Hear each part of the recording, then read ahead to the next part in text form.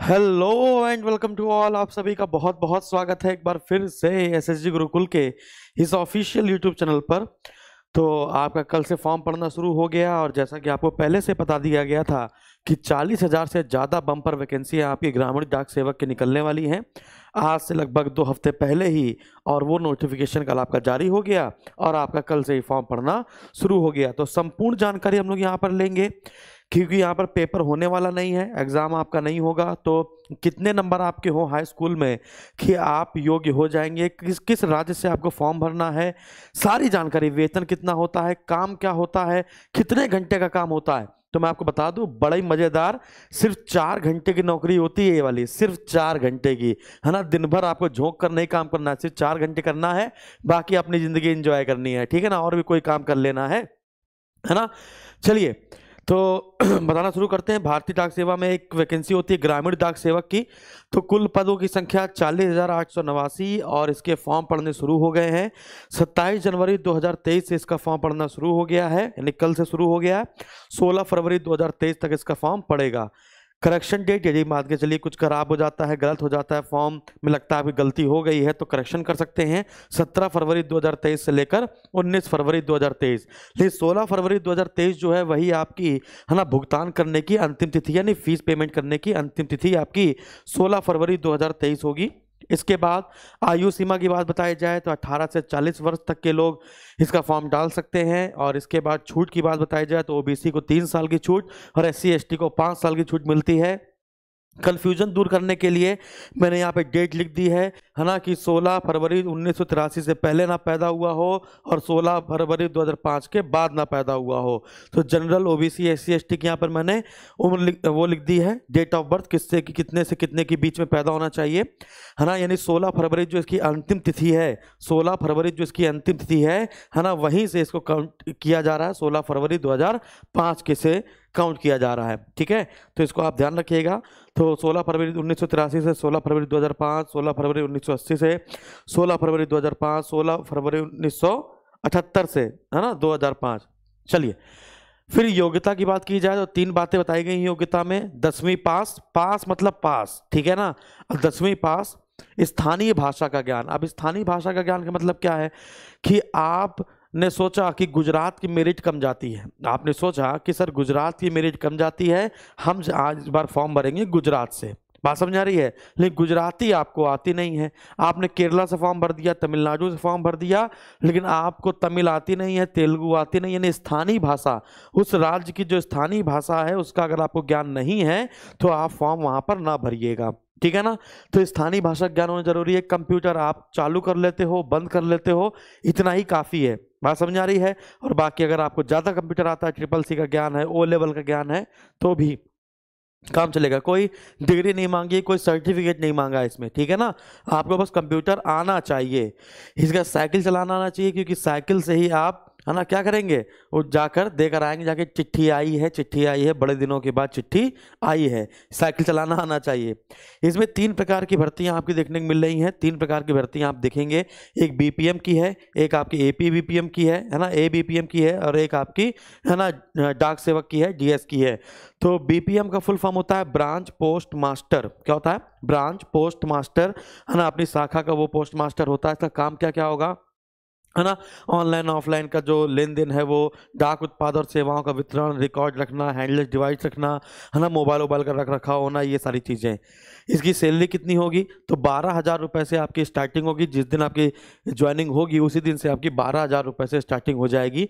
12,000 रुपये से जब धीमे धीमे आप नौकरी करते रहेंगे तो 29,380 तक आपकी सैलरी बढ़ जाएगी, ठीक है ना। तो 12,000 से 29,000 के बीच में आपकी सैलरी यहाँ पर मिलेगी। इसके बाद आएंगे ABPM पे, है ना। BPM का असिस्टेंट होता है ये, असिस्टेंट ब्रांच पोस्ट मास्टर। इसका काम क्या होगा, टिकट बेचना, स्टेशनरी बेचना, ये सब चीज़ें, डाक डिलीवरी करना, है ना, सरकारी सेवाओं को घर घर प्रचार करना। पोलियो अभियान चले तो वहाँ पे आपको बिठा दिया जाएगा, या जो भी अब योजनाएं चलाई जाएंगी उसके आपको घर घर जाके बताना होगा, है ना। एक गांव आपको दे दिया जाएगा, एक आपका एरिया होगा, उसी में आप धीमे धीमे सभी गांव वालों को जान भी जाएंगे, समझ रहे हैं ना। आपको लोग नाम बुलाएंगे, अरे डाक बाबू, है ना। वेतन 10,000 रुपए से लेकर 24,470 रुपए इसका वेतन होगा। भाई 4 घंटे में क्या बच्चे की जान लोगे, 4 ही घंटे का काम करने हैं, सब में 4 घंटे की जॉब है ये, है ना। 4 घंटे में आपको इतना रुपए मिल रहा है, कोई नहीं देने वाला, वो भी सरकारी, है ना। नौकरी लग जाएगी तो फिर आपको छोकरी भी मिल जाएगी, शादी हो जाएगी, है ना, वही 10th पास की हो, और 10th पास वालों को मिल जाएगी, समझ रहे हो, जिनकी अभी हाल फिलहाल अभी उम्र हुई है, ठीक है, जल्दी जल्दी नौकरी पा लेंगे। इसके बाद आप तो पता है, जब हमारे समय में हाई स्कूल में जब आप फर्स्ट डिवीजन आ जाते थे तो बिल्कुल लड्डू बांटे जाते थे, मतलब पेड़ा लड्डू, अरे बिल्कुल एकदम से। और आज के ज़माने में जब तक डिक्टेंशन नहीं आती है तब तक लड़का पास ही नहीं माना जाता है कि होशियार है। और वैसे भी सीबीएसई वालों के ज़्यादा, सीबीएसई एसएससी वालों के ज़्यादा नंबर आ जाते हैं, वो मानते हैं यूपी बोर्ड वालों से, लेकिन इसमें पेपर नहीं करा रहे हैं क्योंकि मेरिट के आधार पर ही है। अब इतनी अच्छी अच्छी वैकेंसी निकाल रहे हैं, मेरे हिसाब से एक पेपर छोटा मोटा करवा लेते तो मुझे अच्छा लगता, थोड़ा पारदर्शिता आती, यूपी बोर्ड वालों के साथ नाइंसाफी ना होती। चलो कोई बात नहीं, वैसे भी सीबीएसई आईसीएसई वाले बोर्ड वाले बच्चे कहते हैं कि हम नहीं भरते, है ना। नहीं, ऐसा नहीं, वो भी भरते हैं। नौकरी तो भाई सबको चाहिए, सरकारी नौकरी है कि नहीं, क्योंकि काम कोई करना चाहता नहीं है, लेकिन ये वो नौकरियां हैं जिसमें काम करना पड़ेगा, ठीक है। इसके बाद डाक सेवक की वेतन वही 10,000 जो एबीपीएम का है, वही डाक सेवक का है 10,000 से 24,470। इसका काम क्या होगा, स्टाम्प बेचना, डाक डिलीवर करना, है ना, डाक की छटाई करना, कि स्पीड पोस्ट अलग कर दिया, सामान्य पोस्ट अलग कर दिया, ये सारी चीज़ें इन सबको अलग अलग कर देना। तो ये है आपकी टोटल बातें, है ना। फिर हम लोग बात करेंगे, है ना, कि कहाँ पे कितनी वैकेंसी है। लोकल लैंग्वेज की बात बता दी जाए मैं आपको, तो ये हिंदी क्षेत्र वाली मैंने बता दिया है, सभी राज्यों की निकली हुई हैं। उत्तर प्रदेश में सबसे ज़्यादा वैकेंसी निकली हुई हैं, गांव सबसे ज़्यादा यहीं पे आपको भी देखने को मिल जाएंगे। 7,987 वैकेंसी हैं उत्तर प्रदेश की। ये सब हिंदी भाषी वाले हैं, सब हिंदी, यहाँ पे लोकल लैंग्वेज आपकी हिंदी आनी चाहिए आपको। उत्तराखंड में 889 वैकेंसी, बिहार में 1461, एमपी में 1841, झारखंड में 1590, दिल्ली में 46 हैं सिर्फ, राजस्थान में 1684, हरियाणा में 354, हिमाचल प्रदेश में 603, और जम्मू कश्मीर से अगर आप फॉर्म भर रहे हैं तो 300 वैकेंसी हैं। इसमें दोनों लैंग्वेज आपको आनी चाहिए, हिंदी भी आनी चाहिए और उर्दू भी आनी चाहिए। हिंदी उर्दू में किसी एक का अच्छा ज्ञान हो, है ना, लेकिन उर्दू भी आपको आनी चाहिए, वरना छटाई कर दी जाएगी, इतना समझ लीजिए। जब भी कोई चीज़ स्लैश में दी हो लोकल लैंग्वेज में, तो उस स्लैश में आप एक नॉलेज ज्ञान हो अलग बात है, लेकिन आपको स्लैश वाली सभी आपको थोड़ा थोड़ा भाषाओं का ज्ञान होना चाहिए। जैसे बंगाली में है ना, वेस्ट बंगाल में, तो वहाँ पे बंगाली हिंदी ऐसे करके लिखा हुआ है, तो धीमे धीमे आपको वो सारी लैंग्वेज आनी चाहिए, है ना। तो यहाँ पे ये बता दिया। और उसके बाद आंध्रा की वैकेंसी है, कर्नाटक की है ना, तो कन्नड़ आनी चाहिए, मलयालम आनी चाहिए, तेलुगु आनी चाहिए, ठीक है ना। इस प्रकार से और भी राज्यों की वैकेंसी है, तो नोटिफिकेशन में आप देख सकते हैं, एसएसजी गुरुकुल के नोटिफिकेशन में आपको ये देखने को मिल जाएगा, ठीक है। इसके बाद अब हम लोग बात करते हैं कि मेरिट की। अब हम लोग थोड़ी सी बात करते हैं मेरिट की, कि हाई स्कूल में कितने नंबर होने चाहिए, 10वीं में कितने नंबर होने चाहिए, कितने अंक होने चाहिए, अंक होने चाहिए। अच्छा, एक और बात बता दूं मैं आपको, एक छोटी सी बात मैं आपको और बता दूं, है ना, कि आपका मैथ और इंग्लिश होना ही चाहिए, है ना। 10वीं में आपकी मैथ और इंग्लिश, मैथ और इंग्लिश आपका सब्जेक्ट के रूप में होना चाहिए। मैथ और इंग्लिश जो है वो आपका सब्जेक्ट के रूप में होना चाहिए, और होता ही है, सभी का होता है, तो कंपलसरी सब्जेक्ट है। नहीं होगा तो फिर देखा जाएगा, है ना। 10वीं में कितने अंक चाहिए, तो मैं आपको बता दूं, यदि आपके, देखिए जुगाड़ तो है ही इसमें, अलग बात है ना, वो कहने वाला नहीं है, जुगाड़ तो इसमें है, ठीक है। जुगाड़ से ही काम हो जाता है। पिछले साल जो पिछली बार वैकेंसी आई थी 38,000 के आसपास, 38,900 के आसपास वैकेंसी आई थी, उसमें भी बहुत सारे लोगों ने फॉर्म भरते समय अपना 90%, 99% तक भर दिया था, ठीक है ना, क्योंकि वो जानते थे आगे चलकर हम लोग जुगाड़ से कर लेंगे। लेकिन इस बार साफ साफ कुछ पारदर्शिता लाने की कोशिश की गई है। वैसे तो मैं आपको बता दूं, अगर आपके 60% से ऊपर हैं, अगर आपके 60% से ऊपर अंक आते हैं तो आप ये फॉर्म भरिए, बेहिचक होके भरिए। लेकिन है ना, जो पिछली बार अगर सिलेक्शन की बात बताई जाए तो जिसके भी 77 या 70 से या 75 से ऊपर थे, 75% से जिसके ऊपर थे हाई स्कूल में, 75% से अबव, 75% अबव थे, 75% से ऊपर थे, है ना, उनका सिलेक्शन हो गया था, 75% से ऊपर वालों का।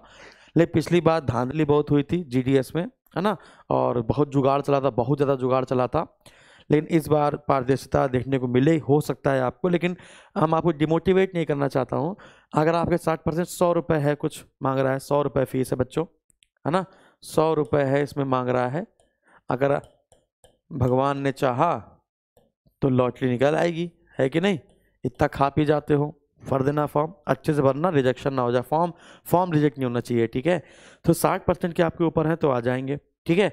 इसके बाद जो CGPA है, CGPA है ना, जैसे CGPA आपका कितना आ रहा है, मान के चलिए 10 आ रहा है, ठीक है। अगर आपका 10 CGPA आ रहा है तो आप उसमें 9.5 का गुणा करा देंगे। नहीं, जितना भी CGPA आ रहा है उसमें आप 9.5 का गुणा करा देंगे, है ना, तो उतना आपका परसेंटाइल निकल कर आ जाएगा। उसमें साफ साफ दे दिया है, तो ये हो जाएगा 95%। तो जितना भी आपका CGPA वाले बच्चे हों अपना 9.5 से गुणा करा देंगे, उसका काम आपका हो जाएगा। और फॉर्म सभी लोग भरिए, जितने भी 10th पास बच्चे हैं, अपनी अपनी योग्यता के अनुसार, है ना। आप जो आपकी योग्यता हो उसके हिसाब से बढ़िए, है ना।